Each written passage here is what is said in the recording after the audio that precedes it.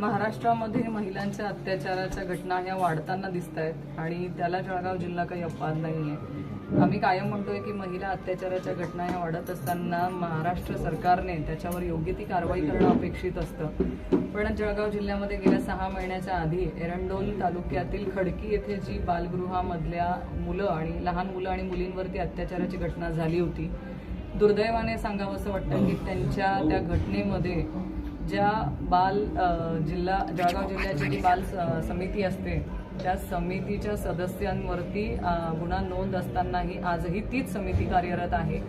म्हणजे त्यांची चौकशी करत असताना ज्या लहान मुलींवरती अत्याचार झालेला होता त्याच लहान मुलींची चौकशी झाली, त्यांचे स्टेटमेंट्स आले, त्यांनी त्यांच्या स्टेटमेंट्समध्ये हे नोंदवलं आहे की 4 महिने आधीच या जळगावच्या बाल समितीला हे सगळी घटना त्यांनी वारंवार सांगितली, पण हा कुठेतरी विषय दाबण्याचा प्रयत्न त्या समितीमार्फत झाला. त्या समितीने 4 महिने या मुलींवरती अत्याचाराची घटना शांत आणि बंद डोळ्यांनी ती बघितली आणि ती होत असताना म्हणजे जर त्यांनी लवकर कारवाई केली असती किंवा लवकर हे निदर्शनात आणलं असतं तर 4 महिन्याचा जो त्यांना त्रास झाला लहान मुलांना आणि मुलींना तो झाला नसता. 4 महिन्यानंतर हा सगळा प्रकार उघडकीस आला. त्याच्यानंतर ह्या समितीच्या सगळ्या अध्यक्ष असतील आणि 2 सदस्य या तिघांवरती गुन्हा नोंद झाला.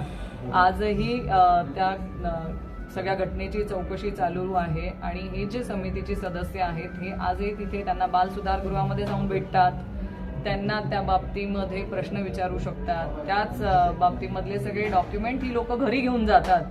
ऍक्च्युली तुम्ही लहान मुलांच्या आणि पोक्सो कायद्याअंतर्गत जे काय घटना घडलेली असेल त्याचं कुठलाही कागदपत्र हा तुम्ही घरी घेऊन जाऊ शकत नाही, तो कायद्याने गुन्हा असतो.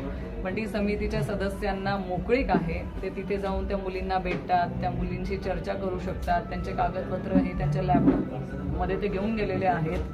पण आजही मला शंका वाटते की ह्या समितीच्या सदस्यांनी काही आर्थिक व्यवहार करून हा सगळं प्रकरण दाबण्याचा प्रयत्न केला आहे का? कारण एवढ्या सगळ्या तक्रारी असतानाही जळगाव जिल्ह्यातली ही समिती बरखास्त का केली गेली नाही? आणि जेव्हा कलेक्टर महोदयांना मी विचारलं तेव्हा त्यांनी असं सांगितलं की हे वरिष्ठांकडनं आलेला आहे, हा विषय आता माझ्याकडे राहिलेला नाही. मग वरिष्ठ कोण? आज आपल्या जळगाव जिल्ह्यामध्ये 3 मंत्री आहेत. माझ्या 3 मंत्री महोदयांना विचारायचं की आहे की तुमच्या जळगाव जिल्ह्यातल्या लहान मुलं आणि मुलींवरती अशा अत्याचाराची घटना होते आहे, तर तुम्ही याच्या बाबतीमध्ये गांभीर्य तर तुम्हाला आहे की नाही आहे? 6 महिने झाले आज त्या मुली न्यायाच्या प्रतीक्षेत आहेत. त्यांना न्याय मिळणं तर दूर, पण ज्या समितीने त्यांना कायम या लहान मुलींनी ज्या समितीकडे त्यांच्याकडनं अपेक्षा केली होती की तुम्ही आमच्या पाठीशी उभं राहावं, त्यांच्या हलगर्जीपणामुळे 4 महिने त्यांना ज्या त्रासातनं, ज्या नरकासारख्या त्रासातनं जावं लागलं, त्या त्रासातनं वाचवण्यासाठी तर तुम्ही पुढे येऊ शकला नाहीत, पण त्या समितीला बरखास्त करून तरी त्यांना न्याय देण्याचा या 3 मंत्री महोदयांनी प्रयत्न करावा अशी माझी विनंती आहे. नाहीतर मला असंच वाटेल की काहीतरी आर्थिक व्यवहार झालेला आहे आणि तुम्ही या समितीला पाठीशी घालण्याचं काम करता आहात आणि तुमचं लहान मुलं मुली किंवा महिलांच्या वरती जे अत्याचार होत आहेत त्याला पाठबळ आहे, हस्तक्षेप झालेला आहे. कुणाकडनं ते मला सांगता येणार नाही, पण वरिष्ठांकडनं हस्तक्षेप झाल्याशिवाय यांना एवढं प्रोटेक्शन मिळणं अशक्य आहे. सरकारमधूनच कुणीतरी प्रोटेक्शन दिलेलं आहे, म्हणूनच समितीवरती एवढा पोक्सो अंतर्गत गुन्हे नोंद असतानाही कारवाई होत नाही. म्हणजे प्रोटेक्शन शिवाय ते शक्य नाही. ठीक आहे. आम्ही अधिवेशनामध्ये उचलणार आहोतच, कारण इथे लहान मुलं आणि मुलींचा प्रश्न आहे.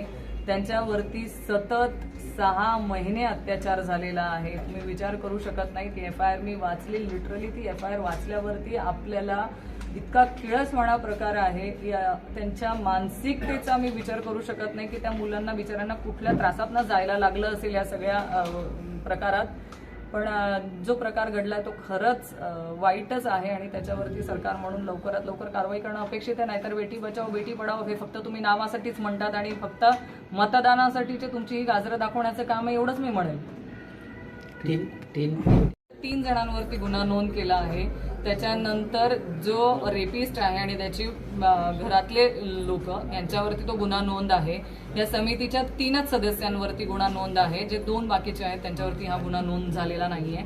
या 3 लोकांवरती पोक्सोच्या अंतर्गत गुन्हा नोंद आहे.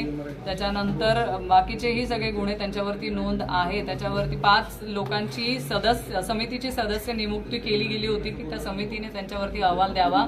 त्या अहवालावरती पण या समितीच्या सदस्यांवरती ताशेरे ओढण्यात आलेले आहे. एवढं असताना राजीनामा का घेतला जात नाहीये हा मला चिंतेचा विषय. शेवटी त्यांच्याच हातामध्ये आजही जे गुन्हेगार आहेत त्यांच्याच हातामध्ये आता पुढच्या मुलांचं भविष्य आहे आणि त्यांच्यासोबत अशी एखादी घटना घडली तर ती दाबण्याचा प्रयत्न हे समितीचे सदस्य करतीलच ना, कारण त्यांना सवय झाली, त्यांच्यावरती कुठलीच कारवाई होत नाहीये.